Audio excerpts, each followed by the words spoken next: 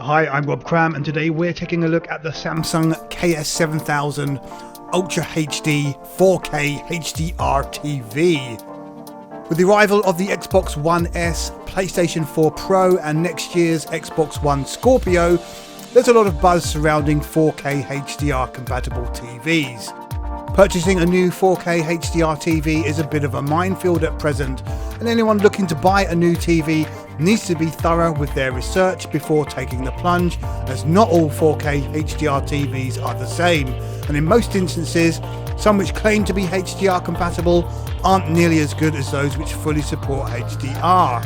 Samsung has produced some excellent TVs in the past, and their 2016 releases are great additions, but if you're serious about moving into 4K HDR gaming, then the Samsung KS7000, that's the KS8000 in North America, is a great candidate, even if it's a little pricey.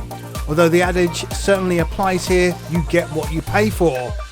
There are lesser 4K HDR displays like the KS6300 or the KU7000, which can be purchased fairly cheap, but these are typically 8-bit displays which lack the brightness to take advantage of HDR fully, even if they can support it.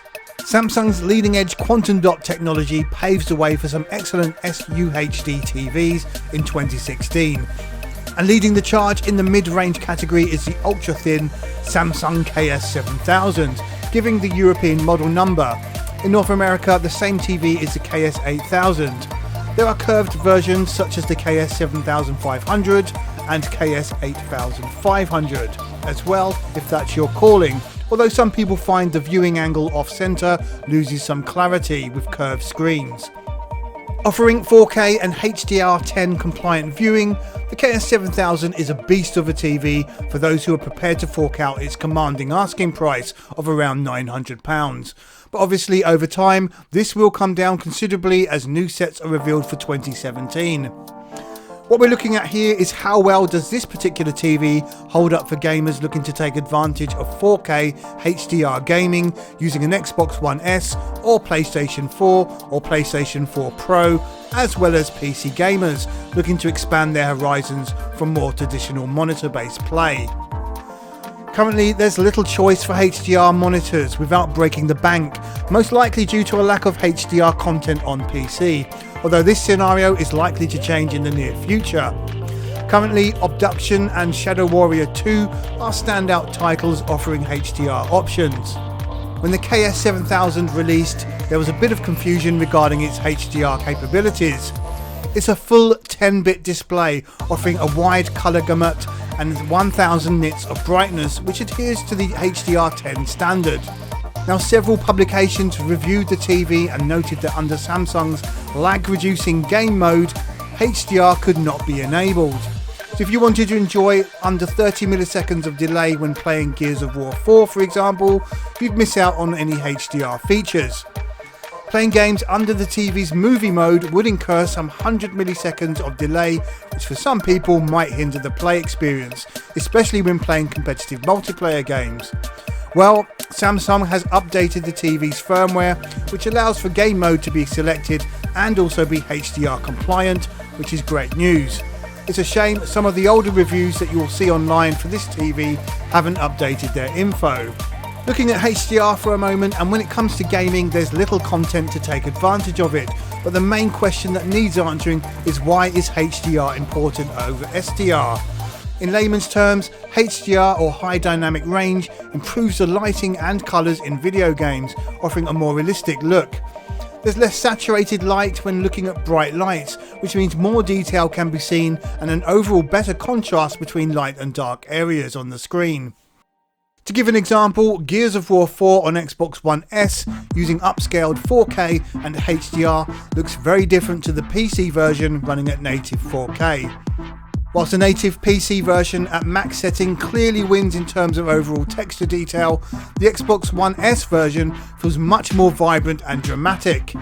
Every spark, muzzle flash and lightning strike illuminates with a far greater intensity, making for an incredible light display, especially when playing in a darkened room. The effect diminishes if you're playing during the daytime with the sun brightening up your room. On PC, the lighting effects are muted and just look less realistic as a result. There's also viewing distance to be mindful of as well here.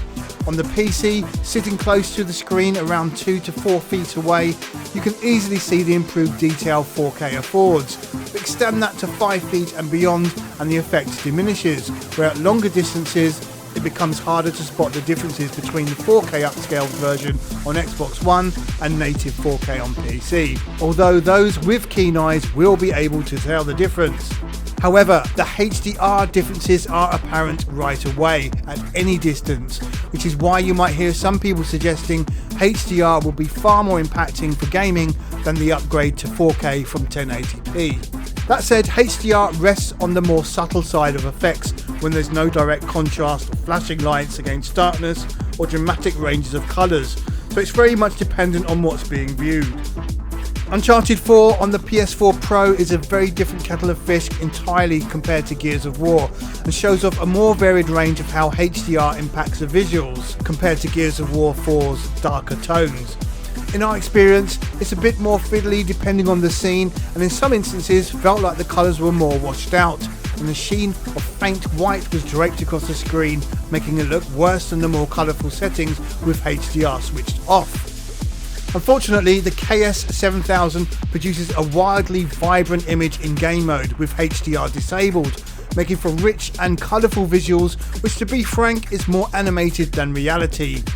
With Uncharted 4 dialing back one's expectations of what realistic colour looks like in video games, and we found the HDR gave the game a far more realistic edge. In one instance, the real-time clouds looked totally convincing with HDR on, almost looking like a 3D image due to how well the light and darker areas contrasted each other. Swapping between the two modes, and it's clear the HDR version looks so much better, at the expense of dramatic colouring, which in comparison felt more like an animated movie. A tweak of the settings does allow for HDR and more vibrant colours to be used, but after comparing the two, more muted colours felt much more natural. The KS7000 also comes with a built-in SDR to HDR conversion called HDR Plus, which can be toggled on and off to suit. You might hear many people claiming this is a fake processing to mimic proper HDR and should be avoided at all costs. Whilst this might be true for some visual content with non-HDR compliant video games such as Watch Dogs 2, the visual effects with HDR Plus enabled is incredible and shouldn't be written off based on other people's experiences.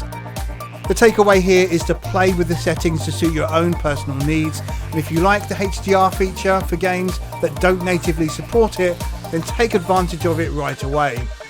The KS7000 also includes Auto Motion Plus, which smooths out movement, and with this set to auto under HDR Plus makes Watch Dogs 2 feel like it's running at 60 frames per second rather than 30, although some artifacts can be seen on the character when panning if you look close enough. Still, HDR Plus really brought the game well to life, making it a far better option than merely playing in the colour saturated game mode. As a single player game, any lag isn't as noticeable either, so not an issue. Samsung's KS7000 might be a pricey TV set, but it reeks of quality for gamers serious about 4K and HDR gaming, whether that's playing on console or PC. The Smart Hub detects your inputs and saves any settings you choose for that input. There's also a handy breakout box which is used to plug in your HDMI sources, although this is limited to just 4. PC gaming is fast but caps out at 60Hz, so it's something to be mindful of if you're hoping for 120Hz gaming at lower resolutions. The KS7000 display is a vibrant with bright whites and deep blacks showing off HDR with aplomb. It's easy to set up and has enough options to tinker with to suit individual needs, and if you're not technically minded and mess around with the colour settings, a handy reset option exists, which means you're free to experiment a little. As the TV is Wi-Fi or Ethernet connected to the internet as an optional feature, you can browse the internet for settings or speak directly with Samsung for pointers as they look at your TV settings and talk you through it. Again, this is an option disabled by default. Another takeaway here is to tailor the TV set to your own specifications rather than taking other people's settings as gospel. By all means, try what other people have posted, but bear in mind every TV is different and the environments they're in have an effect on the display. The KS7000 comes thoroughly recommended as a TV for gamers, and whilst it's hard to make a direct comparison to other competing TVs in the same price bracket without placing them side by side with the same content, for gaming purposes this is the one you can easily fall in love with without any remorse. You'll also get to experience proper HDR, which really does bring video games to life much more than a simple upgrade in resolution. Okay, I'm Rob Cram, thanks for watching.